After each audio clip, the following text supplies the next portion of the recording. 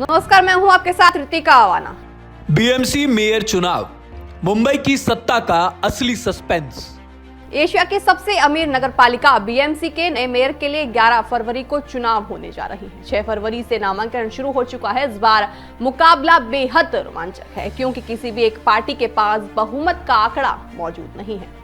BMC की 227 सीटों में से बीजेपी 89 सीटों के साथ सबसे बड़ी पार्टी उभर कर निकली है। बहुमत के लिए उसे एकनाथ शिंदे की शिवसेना 29 सीटों के समर्थन की जरूरत है। दोनों को मिलाकर आंकड़ा 118 होता है, जो बहुमत से ज्यादा है। लेकिन पेच ये है कि क्या शिंदे अपनी दावेदारी छोड़ेंगे।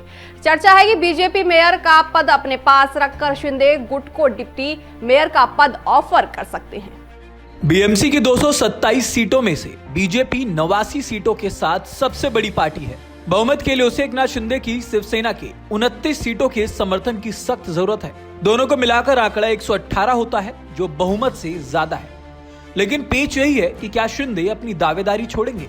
अब ऐसे में चर्चा है कि बीजेपी मेयर का पद अपने पास रखकर शिंदे गुट को डिप्टी मेयर का पद ऑफर कर सकती है।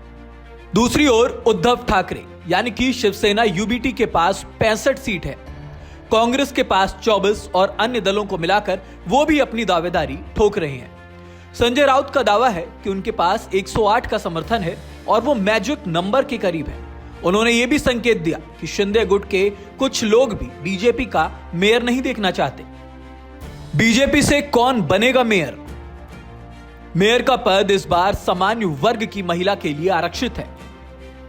बीजेपी में 3 नाम की सबसे ज्यादा चर्चा है: हर्षिता नरवेकर, ऋतु तावड़े, शीतल गंभीर।